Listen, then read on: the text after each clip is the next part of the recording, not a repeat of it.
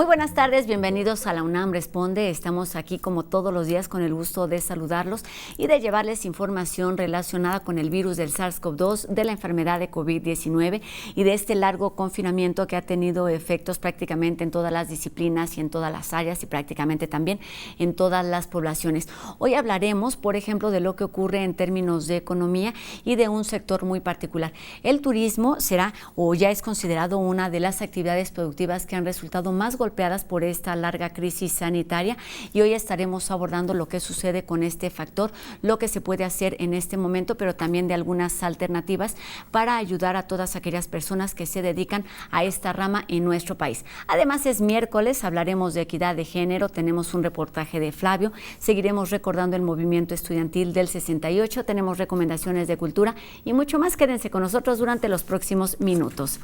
Y comenzamos, como siempre, con un resumen de lo que ocurre en nuestro país, hablando, por ejemplo, de la situación en el estado de Jalisco, donde se han registrado un número mayor de contagios, precisamente entre los jóvenes. Un ejemplo que debemos tomar para no seguir, es importante seguir atendiendo las medidas de higiene y de distanciamiento, y principalmente no debemos olvidar el uso indispensable del cubrebocas, siempre y cuando estemos con otras personas. Así que vayamos, pues, con nuestras voces de lo que ocurre en nuestro país.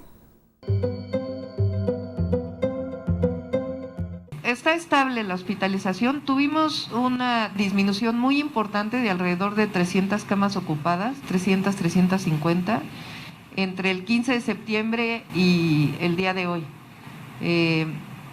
Y en los últimos días pues hemos tenido de nuevo una estabilización. Entonces no vemos señales de algún brote, eso no quiere decir que no pueda llegar a ocurrir. Las medidas establecidas para proteger a la población y administrar el impacto sobre los servicios de salud dieron lugar a una reducción profunda de la actividad económica, que en nuestro país representó una contracción anual de 18.7% del PIB en el segundo trimestre del 2020. Como podemos ver, son la gran mayoría y representan a 79.714 para el corte de hoy. Pero también en dos colores diferentes podemos identificar 2.634 defunciones que también se confirmaron por la vía de la asociación o la dictaminación clínica epidemiológica, que es el nuevo dato, la nueva estadística que empezamos a presentar desde el día de ayer. Llevamos 9 semanas de reducción de la epidemia, en múltiples indicadores se muestra esto. No confiarse es muy importante, tanto a nivel individual, una persona que tenga fiebre, tos, dolor de cabeza, dolor de garganta y además tenga más de 60 años o alguna enfermedad crónica, no se espere.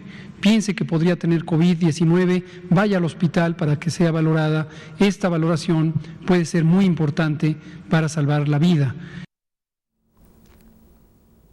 La Organización Mundial de la Salud estima que apenas el 10% de la población mundial es la que ha resultado contagiada con este nuevo coronavirus, lo que significa que la situación de riesgo continúa en todo el mundo y que debemos, como decíamos, seguir las medidas de higiene y de distanciamiento. Vamos enseguida con un panorama de lo que ocurre con los números a nivel internacional.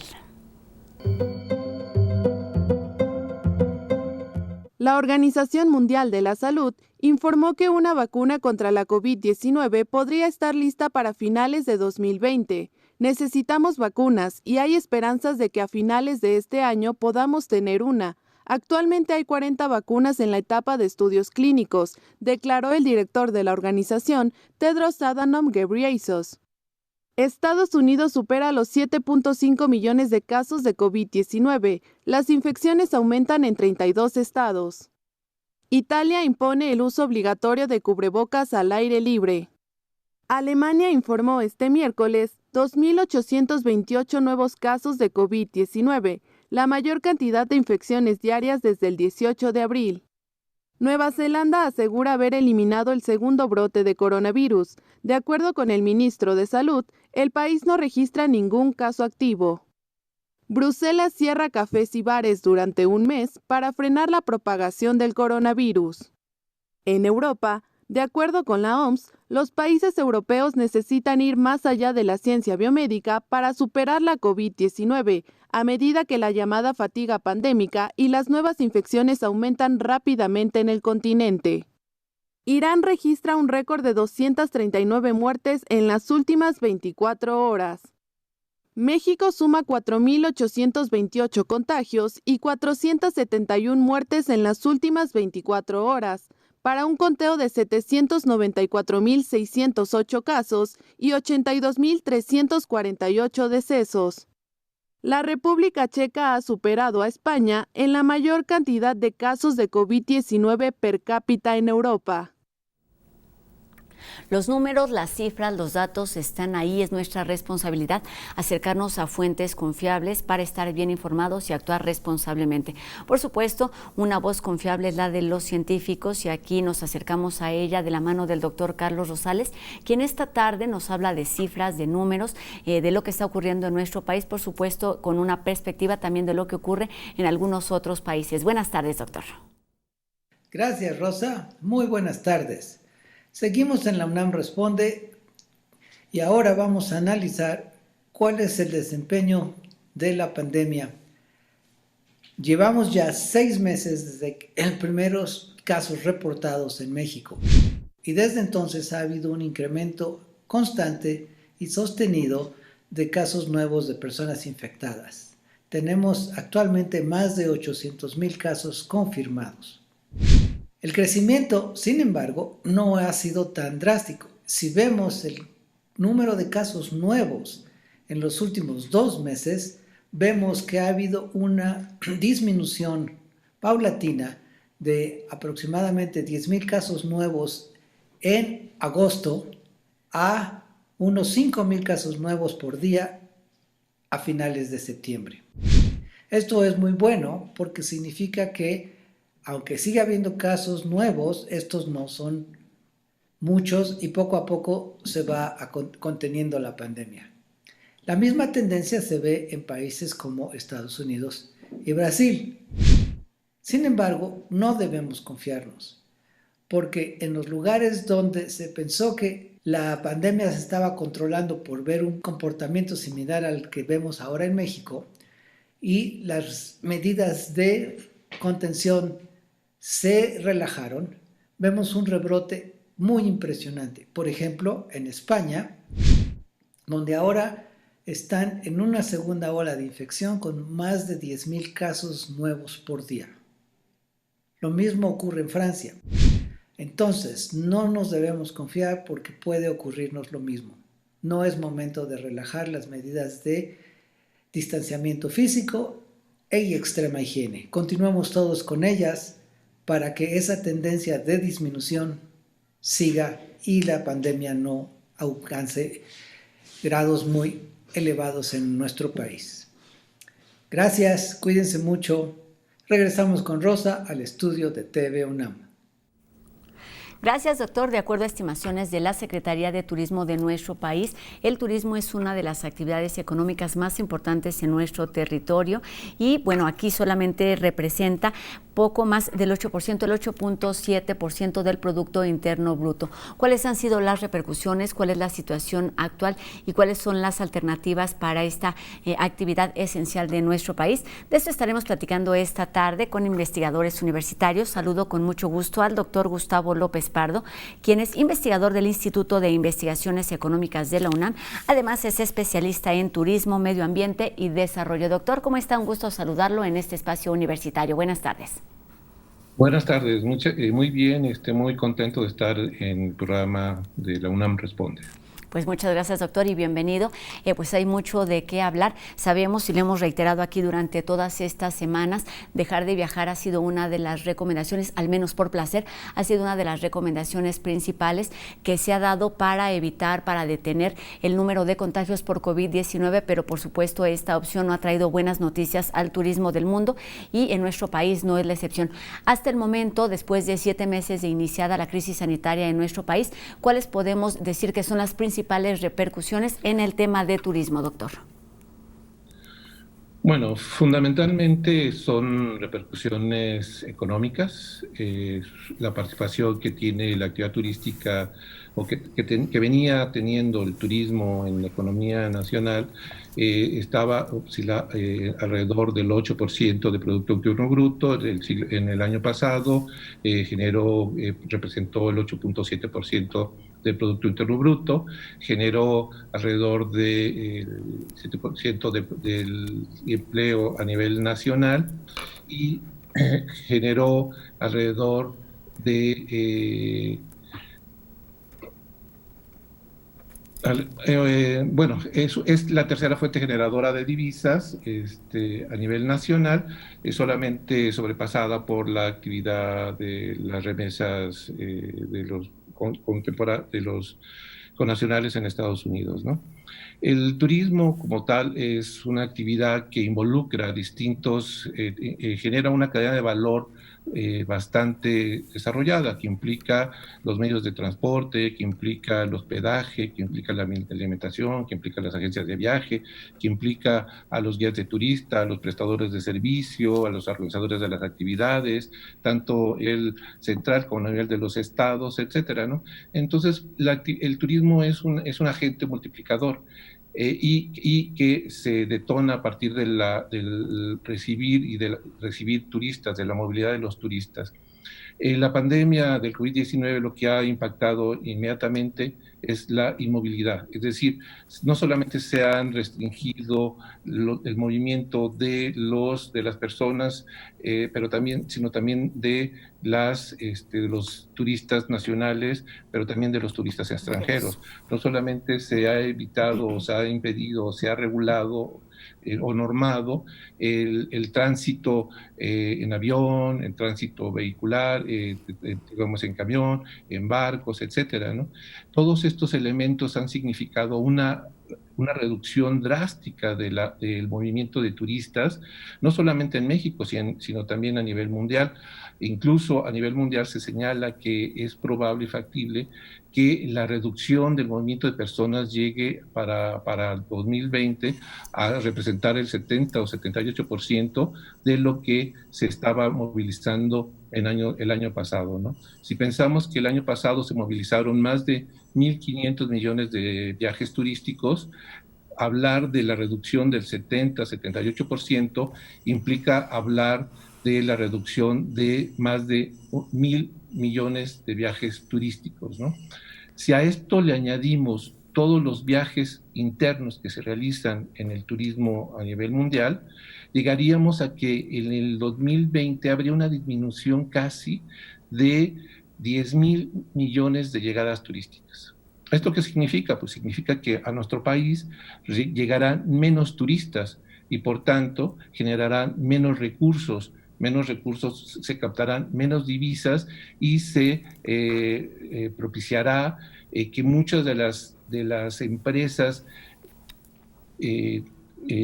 grandes y pequeñas que están brindando los servicios y las actividades turísticas, tanto al turismo nacional como al turismo internacional, no puedan operar, ¿no? Esto significa que podrán enfrentar problemas económicos, sobre todo las pequeñas empresas. Si partimos de que casi el 93% de las empresas turísticas son MIPYMES, estaremos pensando que son empresas que van a tener muchas dificultades por no poder enfrentar los gastos que regularmente tienen que recibir, ¿no? Y bueno, obviamente esto significa también que las personas empleadas en estas empresas tendrán que entrar a generar prácticas, si en el mejor de los casos, prácticas de colaboración con los dueños o con los patrones, o en el peor de los casos, pues tendrán que se tendrán que incorporar a las filas del desempleo, ¿no? Verdaderamente lo que estamos enfrentando es una situación que ha roto la estructura del funcionamiento de la actividad turística. Porque y que supera las expectativas de cualquier antecedente de este tipo. Claro, o sea, nosotros en el mundo no se había vivido una situación que significara la inmovilidad casi total de las personas y por tanto de los flujos turísticos. Si tenemos en cuenta que el eje de la actividad turística es el movimiento, si no hay este movimiento porque hay confinamiento domiciliario voluntario, hay una serie de comportamientos que se cierran los espacios porque no puede haber esta concurrencia masiva por el asunto del contagio, etcétera, pues evidentemente no hay movimiento y por tanto pues tampoco hay actividad turística, ¿no? ¿Sí? Entonces, esta pandemia, a diferencia de otros problemas que ha vivido el turismo, representa, como decía hace rato, un atentado a la esencia misma de lo que es el turismo, es decir, la movilidad, la libre movilidad.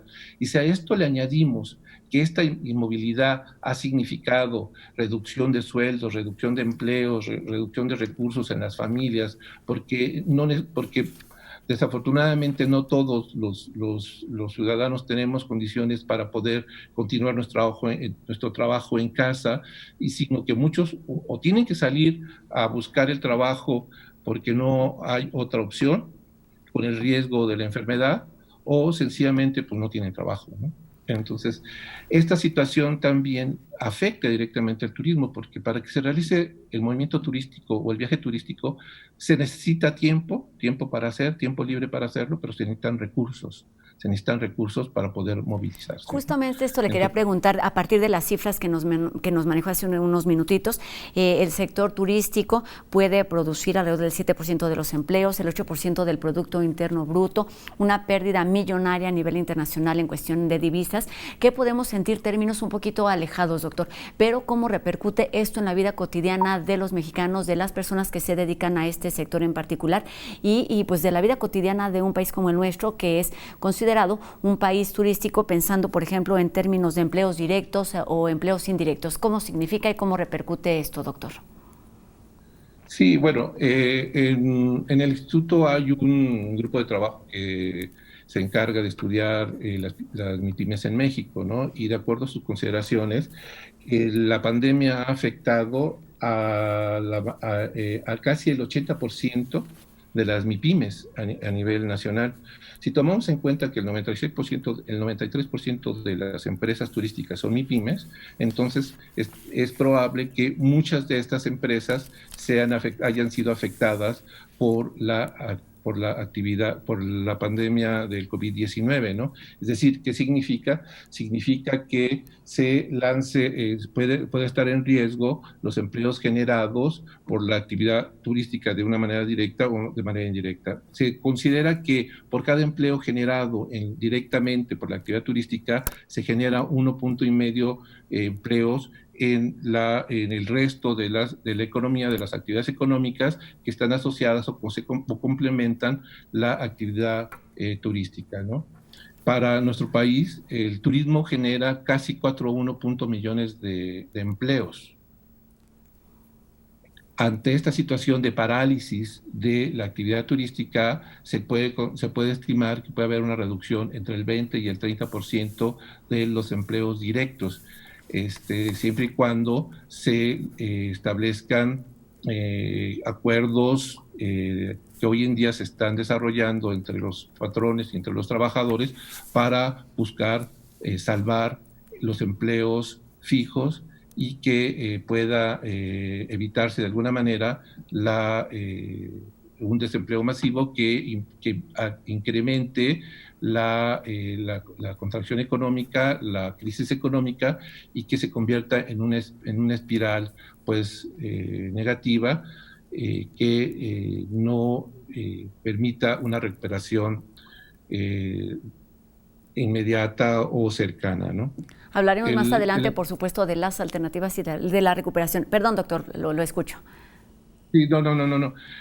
El asunto es que esta pandemia pone a prueba a toda la economía y al turismo particularmente la pone a prueba, porque el turismo, como decía, implica movimiento, pero también requiere confianza de los turistas en su salud, su seguridad, que va a recibir lo que ha comprado, etcétera, y que en las condiciones actuales pues, lo que está generalizándose y prevaleciendo es la incertidumbre. La incertidumbre de que va a haber seguridad en los destinos turísticos, de que va a haber seguridad en las actividades turísticas, de que va a haber seguridad en el traslado y en el movimiento una vez que se empiece a reactivar el movimiento pues, turístico. Pero no solamente va a haber incertidumbre en los turistas, también hay incertidumbre en las poblaciones receptoras. Esto justo le quería preguntar, esa era mi siguiente pregunta, porque pensamos en turismo, pues por supuesto como una actividad recreativa, como una actividad que realizamos por gusto, y lo que debemos considerar es que esto es para una parte de la población, pero para quien se dedica a este sector es evidentemente una actividad esencial, la fuente que les trae recursos para satisfacer necesidades básicas como es la alimentación. ¿Cómo lograr un equilibrio entre estos dos sectores y poder identificar las necesidades de las dos caras de la moneda en términos de turismo, doctor? Pues efectivamente el asunto no es sencillo porque la actividad turística se organiza de acuerdo a las leyes del mercado que rigen la economía nacional, donde se establece que hay dueños y empleados que desarrollan en cada uno de su papel y su función dentro de la actividad económica, ¿no?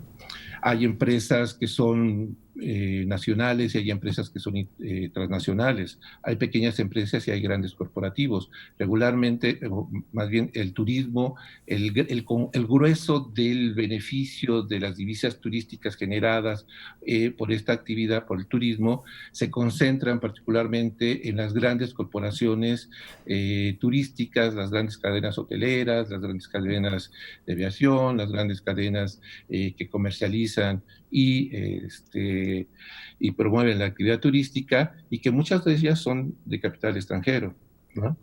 Y pueden tener la capacidad de ser resilientes ante este tipo de emergencias, cosas que no ocurre, como nos decía, con las pequeñas y medianas empresas dedicadas a este sector, doctor. Digamos que estas empresas lo que hacen es pueden entrar en procesos de negociación con sus empleados para acordar estrategias que permitan la defensa del trabajo, pero también puede mandarlos a descansar a sus casas pues sin recibir salario, ¿no? Porque, bueno, también hay determinadas condiciones laborales que de repente así lo permiten, ¿no? Exactamente. Pero bueno, digamos que este es un sector, pero hay otro sector, que es el resto de las otras empresas pequeñas y medianas que de carácter nacional que emplean entre 1 y 10 trabajadores y que regularmente son de carácter social o privado, de corte familiar, donde las relaciones pueden ser de otro tipo y donde en muchos de los casos también son empresas sociales, ¿no? La situación es completamente distinta. Doctor, lo voy a interrumpir porque es momento de hacer nuestra primer pausa. Regresaremos para hablar de esta situación, de lo que ocurre, por ejemplo, en zonas rurales. No solamente es playa y grandes hoteles, sino también hay ciudades, pueblos mágicos, ciudades arqueológicas que se dedican al turismo o que llaman al turismo por cuestiones patrimoniales. Así que tenemos más sobre este tema. Antes los invito a hacer una pausa. Tenemos también recomendaciones de cultura y mucho más aquí en La UNAM Responde. No se vayan.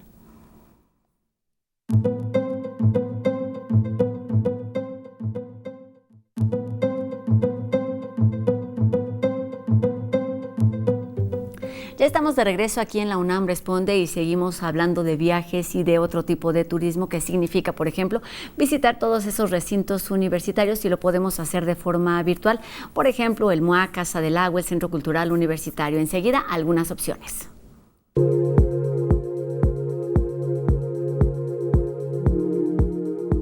La primera cita para mañana son los jueves de cine en Casa Buñuel para platicar sobre el casting como proceso creativo.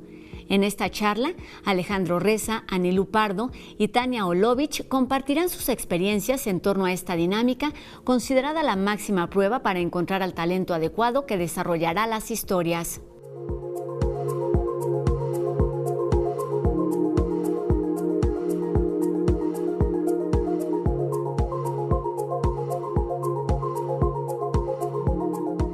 Y como ya es costumbre, Casa del Lago nos invita a navegar en un paseo nocturno donde conoceremos más sobre las maravillas que esconde lo profundo del cielo. En esta ocasión nos relata sobre cómo está conformado el cúmulo globular Omega Centauri, que a simple vista pareciera una estrella tenue y difusa, pero que en realidad hospeda alrededor de 10 millones de estrellas unidas por la gravedad.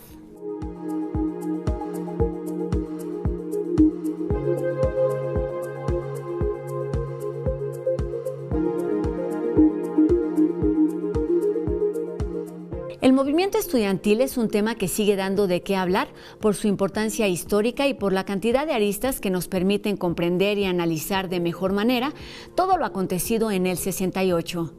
El ejército formó parte imprescindible de toda esta represión que terminó con la masacre. A través de Facebook, el Centro Cultural Universitario Tlatelolco analiza cómo se vivieron aquellos días en los que esta Fuerza Armada invadió la ciudad. De la totalidad de la Fuerza Armada Permanente, o sea, del Ejército Terrestre, de la Marina de Guerra y de la Fuerza Aérea para la seguridad interior y la defensa exterior de la Federación. Y tenemos más sobre el 2 de octubre de 1968. Los chicos de Entrendi nos cuentan algunos detalles de lo que ocurrió con este emblemático movimiento estudiantil. Veamos. El presidente Gustavo Díaz Ordaz pasó de las palabras emitidas en su informe de gobierno a las acciones. El miércoles 2 de octubre se desataron los hechos más violentos en Tlatelolco.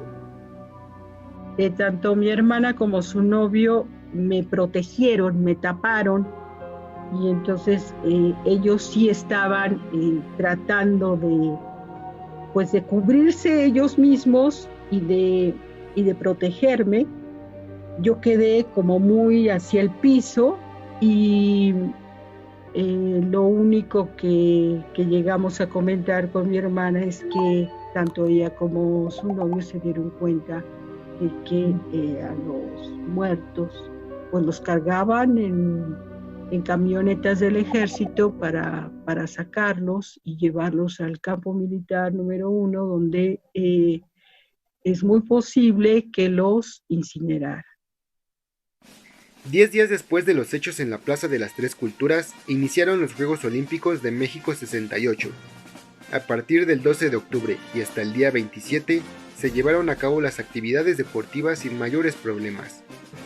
La narración que manejó el gobierno, según la cual no se podían sacrificar los Juegos Olímpicos a una protesta de unos jóvenes, salió ganando vistas las cosas a la distancia.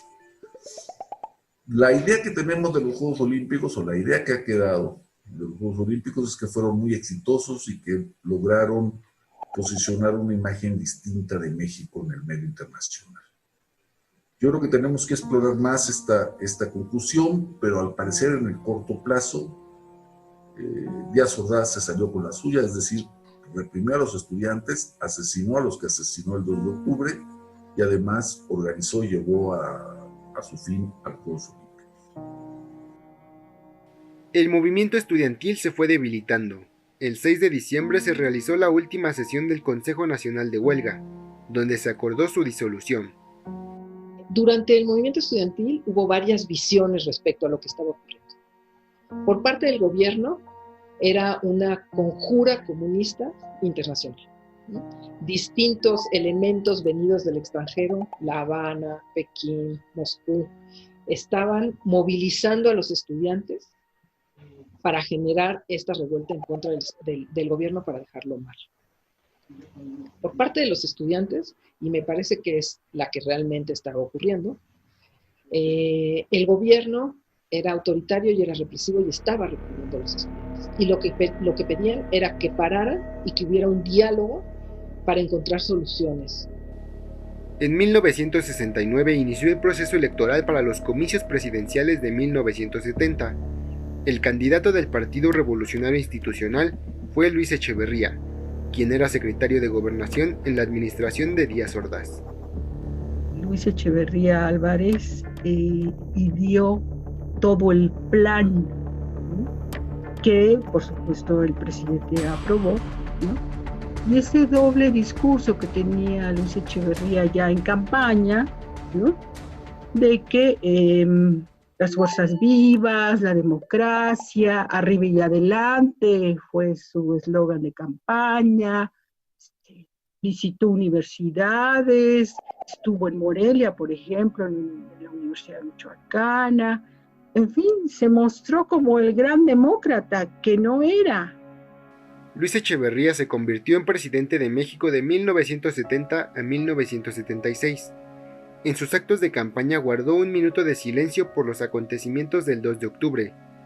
Como lo resalta la doctora en historia, Eugenia Alier, se trató de una simulación, pues el autoritarismo volvió a manifestarse el 10 de junio de 1971, en el llamado Halconazo, otro acto de represión contra jóvenes estudiantes, contra una sociedad que reclamaba libertad y democracia.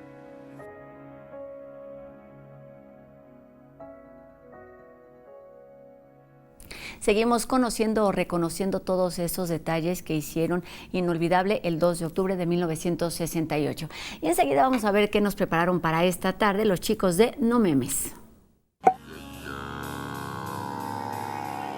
Y ya que están tan entradas y entrados con la información que nos están compartiendo nuestros invitados, vamos a complementar este programa con este byte de información sobre el cibermundo y anexas, cortesía de No Memes.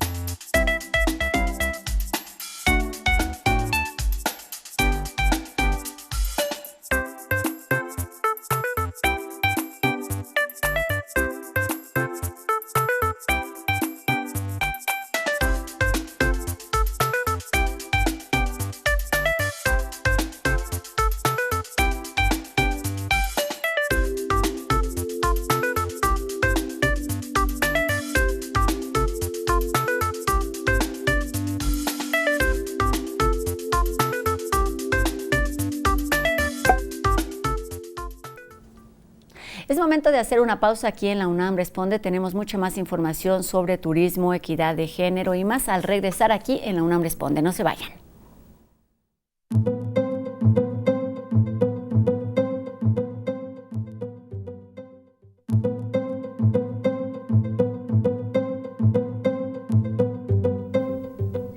Continuamos aquí en la UNAM Responde hablando de una de las tareas primordiales de nuestra universidad, que es la equidad de género. Y como todos los miércoles, Sandra Lorenzano nos habla sobre este tema y también sobre algunas actividades que podemos seguir. Escuchemos. Hola, ¿cómo están? Bienvenidas, bienvenidos y bienvenides a Ser Universitarias, una colaboración entre la Coordinación para la Igualdad de Género y TV UNAM. Yo soy Sandra Lorenzano y a nombre de nuestra coordinadora, la doctora Tamara Martínez Ruiz, y de todo el equipo de la coordinación, les doy la bienvenida. Y esta vez quiero contarles que a partir de esta tarde en el canal de YouTube de Igualdad de Género UNAM podrán escuchar la interesantísima y muy divertida conversación que van a tener la doctora Olivia Tena y el doctor Leonardo Olivo, ambos del programa de investigación feminista del CEICH de la UNAM. Fíjense con qué título: Hombres al borde de un ataque de cuidados. A ver qué pasa con esas masculinidades en este momento donde es tan importante defender, reivindicar la corresponsabilidad de la labor de cuidados dentro de los hogares. Va a moderar esta charla Rubén Hernández, que es miembro de la Coordinación para la Igualdad de Género. Esta conversación es en el marco del seminario virtual La investigación y la docencia en tiempos de pandemia, una reflexión con enfoque de género. Este seminario que pretende reflexionar sobre aquello que está sucediendo en el trabajo, en la universidad en estos tiempos tan complejos. Les esperamos entonces en nuestro canal de YouTube a partir de las 4 de la tarde. Ojalá disfruten esta conversación y ojalá podamos ir transformando estos roles de género que tanta complejidad y tanta violencia pueden llegar a suscitar. Muchas gracias y nos escuchamos la próxima semana. Ahí la recomendación, y nosotros seguimos hablando de turismo, desarrollo y medio ambiente con el doctor Gustavo López Pardo, quien es investigador del Instituto de Investigaciones Económicas de nuestra universidad. Doctor, nos quedamos en el primer bloque hablando precisamente de la situación tan distinta que pueden tener los grandes consorcios, los grandes hoteles, a diferencia de las pequeñas empresas o de las familias que se dedican a este sector. Sabemos que en nuestro país fueron Xcaret y Los Cabos los primeros centros turísticos que fueron reabiertos, pero por supuesto la situación o el piso no está parejo porque también se hace turismo en distintas zonas y hay distintos niveles de turismo. ¿Por qué no nos ayuda a entender primero estas diferencias hablando de zonas arqueológicas, de pueblos mágicos, de playas, de cómo está dividida esta situación y cuál es la situación precisamente a raíz de la pandemia y el confinamiento? Sí, bueno, precisamente el modelo turístico que se ha venido siguiendo en México del siglo pasado y lo que va de la década del presente ha sido el modelo de sol y playa. Esto que significa que la mayor parte de los productos turísticos que se han venido generando están enfocados o tienen que ver con los destinos de sol y playa y están canalizados particularmente al mercado externo. Pero también a partir del último cuarto del siglo pasado se ha venido impulsando en el ámbito rural el desarrollo de empresas turísticas que oferten servicios y actividades turísticas como una forma de generar una actividad que complemente las actividades rurales y que signifiquen un complemento a la actividad turística de sol y playa.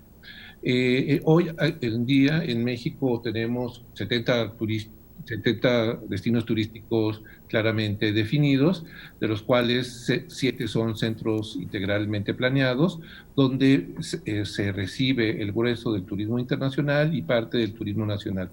Pero también tenemos... ¿Cómo cuáles, doctor? Solamente para... ¿De cuál, perdón? Sí, ¿cuáles son estos 7 lugares como muy identificados? Bueno, Cancún, Huatulco, Los Cabos, Iztapas y Guatanejo, los nuevos centros de Nayarit, etcétera, ¿no? Muy bien. Son estos, digamos, centros integralmente planeados que junto con los destinos tradicionales, Acapulco, Veracruz y Manzanillo y otros lugares, conforman, digamos, los destinos de sol y playa de preferencia, ¿no? Por ejemplo, dentro de estos centros integralmente planeados, bueno, el que más importante es Cancún, que recibe el mayor porcentaje de turistas internacionales, particularmente norteamericanos, en las épocas turísticas de verano y de invierno, ¿no? Pero decía, también hay otras destinos, alternativas y otras realidades. Están conformados y que en México se conocen, por ejemplo, como los pueblos mágicos, ¿no? Que es un conjunto de poblaciones que reúnen ciertas características y que ofertan servicios turísticos vinculados al turismo rural, a la gastronomía, a la cultura regional, etcétera, y que pueden estar cerca o no de espacios naturales o de espacios de arqueología, de ruinas arqueológicas o de centros culturales importantes, etcétera, ¿no? Hay una diversidad de pueblos mágicos en nuestro país y que los podemos encontrar en todo el territorio nacional. Pero también tenemos otra alternativa que está conformado por lo que se conoce como paraísos indígenas. En México tenemos 105 paraísos indígenas y estos paraísos indígenas son empresas, destinos y empresas turísticas impulsadas por comunidades indígenas en nuestro país y que han sido apoyados por las distintas dependencias encargadas de atender a este sector de la población y que hoy han logrado conformar esta oferta turística que representa calidad, representa experiencias diferentes de hacer turismo, donde lo que se está ofertando es la cultura, las tradiciones, el entorno natural de las poblaciones indígenas y donde los turistas podrán tener una experiencia significativa diferente, ¿no? Que implica además un aprendizaje y experiencias, como bien nos dice, distintas para los turistas. Doctor, ¿por qué no nos dice o nos recomienda algunos de estos paraísos indígenas donde están ubicados? Bueno, bueno, tenemos desde los paraísos indígenas ubicados en la península de Yucatán, donde están comunidades como Najá, ¿no?, que es una comunidad lacandona que se encuentra en una reserva de la biosfera. También tenemos paraísos indígenas en la zona de Oaxaca, o tenemos paraísos indígenas también en el estado de Hidalgo. Para más información al respecto, es suficiente entrar a la página del INPI, del Instituto Nacional de Pueblos Indígenas, donde se encuentra anidado el conjunto de destinos con información de atractivos, información de actividades, información de medios de contactos para hacer sus reservaciones, ¿no? Entonces, hay una oferta turística que está conformado por este conjunto de empresas impulsadas por comunidades indígenas. Pero también hay otro conjunto de empresas sociales que son empresas rurales que desarrollan turismo rural, que pueden desarrollar turismo de aventura, que pueden desarrollar turismo, ecoturismo, o que pueden brindar actividades de turismo cultural. La Secretaría de Turismo en el 2017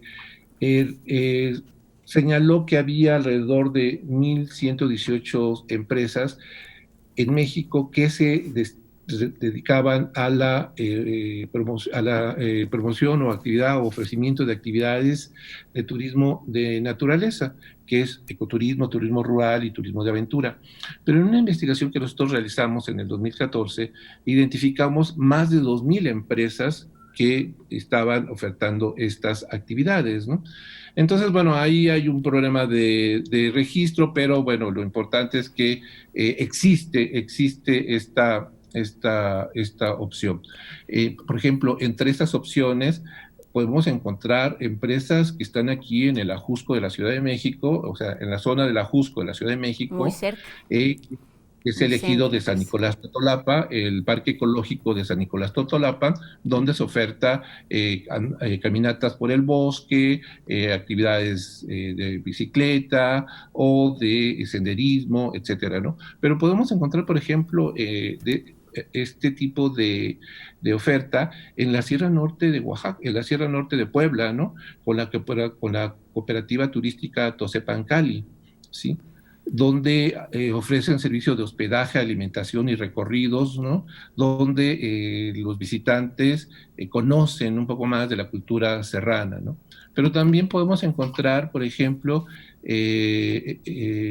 opciones en el estado de Hidalgo, en las grutas de Xochafi, ¿no?, que es una empresa que te ofrece hospedaje, alimentación, pero también las actividades de introducirte a una gruta, a una caverna, donde realizas actividades de tirolesa, un poco de descenso en roca, etcétera, ¿no?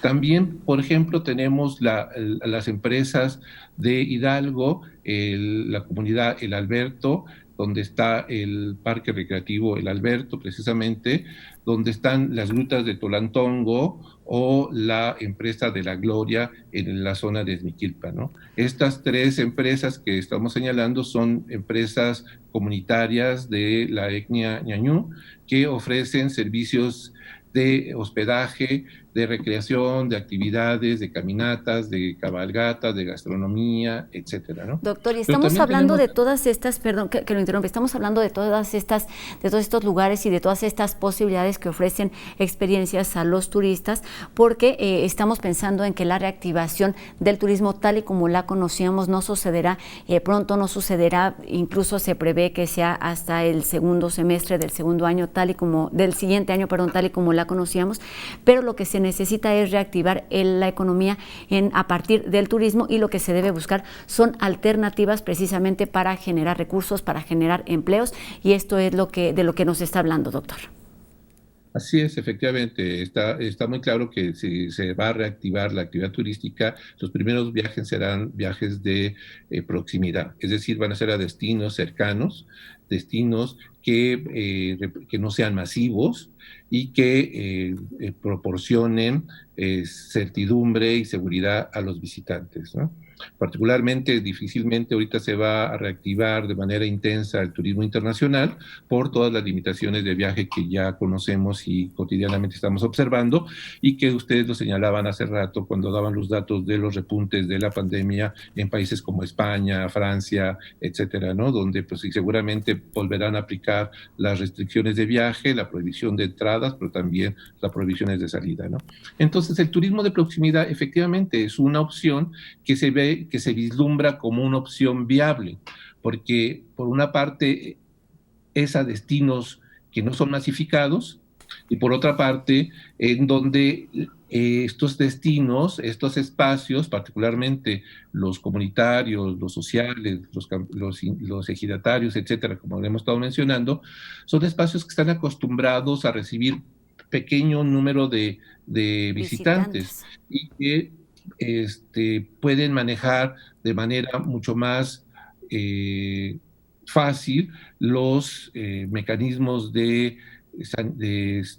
propios para desarrollar una actividad dentro de las reglas estas de sana distancia, utilizar los mecanismos de cubrebocas, el gel, todo ese tipo de cuestiones que están realizando, ¿no?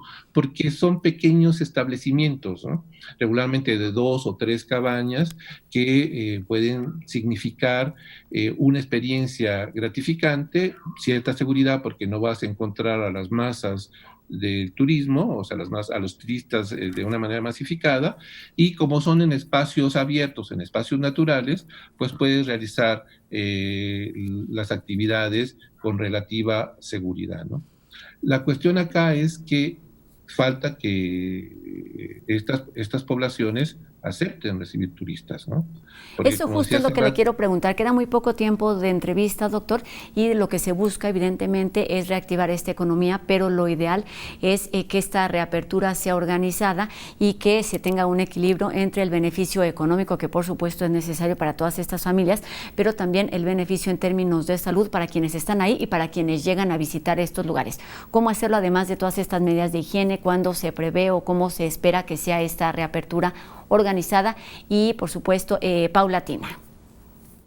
Pues mira, esto va a depender de cada uno de los destinos o de las empresas, ¿no? Por ejemplo, las empresas de la Sierra Norte de Oaxaca, de la Sierra Juárez, pues que son muy exitosas porque han recibido premios, porque reciben muchos visitantes nacionales y extranjeros, hoy en día están discutiendo si abren o no abren, porque tampoco quieren enfrentar una situación de inseguridad, y que esto es algo que se va a vivir en todos los destinos, ¿no? Habrá empresas, destinos que consideren que tienen ya las condiciones adecuadas para poder reaperturar sus actividades turísticas, ¿no? Como es el caso de la península de Yucatán, donde hay una asociación de 22 empresas turísticas, de cooperativas turísticas sociales, de campesinas e indígenas, que hoy en día ya están preparándose para recibir para a los regreso. turistas. Exactamente, Así debemos es. considerar que todas estas reaperturas del turismo se hará de forma paulatina cuando las condiciones así lo establezcan en cada una de las entidades, en cada uno de los lugares. Lo que debemos recomendar es que todos debemos ser responsables, los turistas, las personas que están atendiendo, y por supuesto las autoridades tienen una labor importante, principalmente en tiempos de pandemia, pandemia y cuando esta esté un poquito más controlada. Por lo pronto nos quedamos con la recomendación, con la invitación a realizar otro tipo de turismo, porque hay otras alternativas de vivir otro tipo de experiencias. El turismo, por supuesto, nos decía, en paraísos indígenas, en pueblos mágicos, además de los de playa y sol, que ya son los que conocemos. Las alternativas están ahí y es nuestra responsabilidad hacerlo y hacerlo responsablemente. Hagamos turismo responsable. Doctor, muchísimas gracias por estos minutos, por esta información y también por estas recomendaciones, acercarnos a nuestra historia y a otra forma de experimentar. Doctor Gustavo López Pardo, académico del Instituto de Investigaciones Económicas de nuestra universidad. Buenas tardes. Buenas tardes.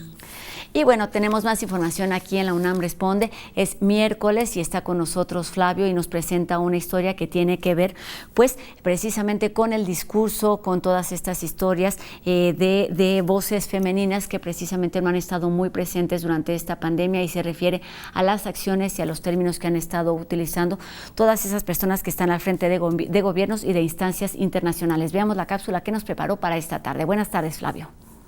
Hola Rosa, buenas tardes a todos en el estudio. Hoy quiero traerles una reflexión que me surge a partir de ver estas imágenes de Donald Trump saliendo del hospital prácticamente como un hombre victorioso que ganó la guerra. Y me puse a pensar, ¿no?, que no es solamente Trump, sino la mayoría de los presidentes, a excepción de la presidenta de Nueva Zelanda, estas imágenes de estos gabinetes de guerra conformados por estos superhombres que están luchando contra la COVID para salvarnos, y las mujeres quedan relegadas a un segundo plano, ¿no? Y para hacer una reflexión sobre este tema, contacté con la doctora Claudia de la Garza, que es coautora del libro No son micros, machismos cotidianos, un libro que ha sido muy sonado y ha ganado el premio Antonio de García Cubas, para reflexionar sobre la equidad de género y para entender un poco el significado de estas imágenes. Hola Claudia, buenas tardes, gracias por tomarnos la llamada. Vuelvo a felicitarte por tu libro, era un libro muy necesario que evidentemente llegó en el momento más oportuno. Muchas gracias, hola, muchísimas gracias por el espacio, al contrario. Clau, ¿me puedes contar qué significan los micromachismos? Micromachismos es un término que acuña Luis Bonino, un psicólogo argentino en los 90s, para referirse a estas violencias sutiles, digamos, que ejercen hombres sobre las mujeres en relaciones de pareja heterosexuales, ¿no? Es un campo muy específico el que él utiliza. Lo que nos hacía mucho ruido es cómo este prefijo micro finalmente nos lleva siempre en nuestro cerebro, nos refiere a algo pequeño, a algo sin importancia, a algo que puede pasarse de lado, ¿no? Entonces, por eso es que a nosotras nos interesaba decir no son micro, no son micro en ese sentido, en que sostienen un problema enorme. Entonces, lo que hacemos en este libro es, a través de 98 ejemplos de machismos cotidianos, ir dándonos un recorrido que tiene que ver además con las esferas espaciales en las que ocupamos, desde nuestro cuerpo hasta lo urbano, hasta lo institucional, hasta los medios de comunicación, y de las maneras en que son representados hombres y que son representadas las mujeres, en fin, de cómo nos relacionamos. Y justo con la idea de servir como una caja de herramientas, como un elemento que pueda servir a las personas que lo lean para poder nombrar y identificar estos machismos en sus vidas cotidianas. Como le mencionaba al principio, las voces de los hombres dominan el discurso de la lucha contra la COVID, ¿no? Esta masculinización que se ha generado en todos estos gobiernos. ¿Tú cómo lees estas fotos? Bueno, a mí en particular me parece muy contradictoria, ¿no? Que estamos ante una situación de emergencia que lo que nos está mostrando es precisamente nuestra vulnerabilidad, nuestra necesidad de trabajar en conjunto, ¿no? De relacionarnos con los otros, de interdependencia, ¿no? Y creo que estas actitudes, como si fueran un frente bélico, no nos llevan realmente a ninguna parte, al contrario. Bueno, no solamente no nos lleva a ninguna parte, sino que está comprobado que está fallando. Claro, y que además están fallando porque precisamente están minimizando esta situación con esta idea de ser fuertes, de que ellos son invulnerables, de que los hombres no se enferman, los hombres no son débiles, no muestran debilidad. Incluso vemos casos en donde sí, se están enfermando y en realidad están enfrentando terribles consecuencias, ¿no? Que eso es lo que estamos viendo. Al final es lo que creo que subraya, digamos, esta pandemia es la necesidad de darnos cuenta que como seres humanos, todas y todos necesitamos de los otros y de las otras, necesitamos ayuda, somos vulnerables, necesitamos colaborar, ¿no? Entonces, creo que esta parte es muy potente políticamente, digamos, ¿no? No son esos grandes fuertes los que nos van a salvar, sino somos todas y todas desde la colectividad, ¿no? Entonces, al final, creo que es una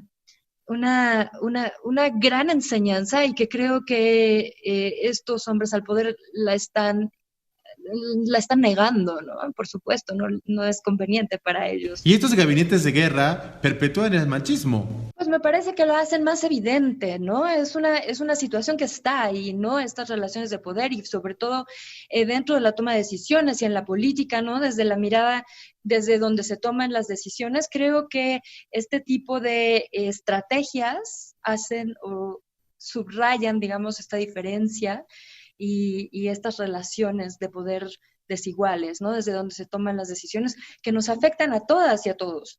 Exactamente, no es algo que nos afecta a todos.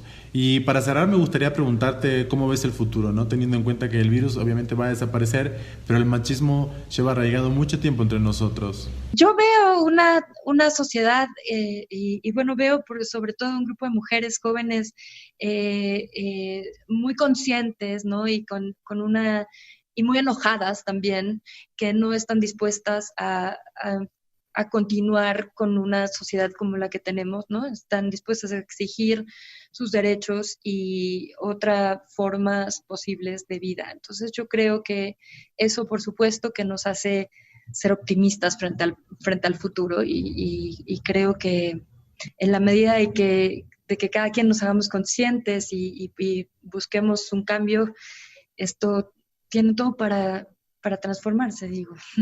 No será fácil. No es solamente cuestión de discursos, sino de ideologías y, por supuesto, de roles. Y como nos dice Claudia de la Garza, esta pandemia terminará, pero hay algunas otras luchas pendientes relacionadas con este tema de la equidad. Y con esto terminamos una emisión más de la UNAM Responde. Recuerden que tenemos una cita mañana, como todos los días, completamente en vivo a las 12:30 de la tarde por TV UNAM. Adiós.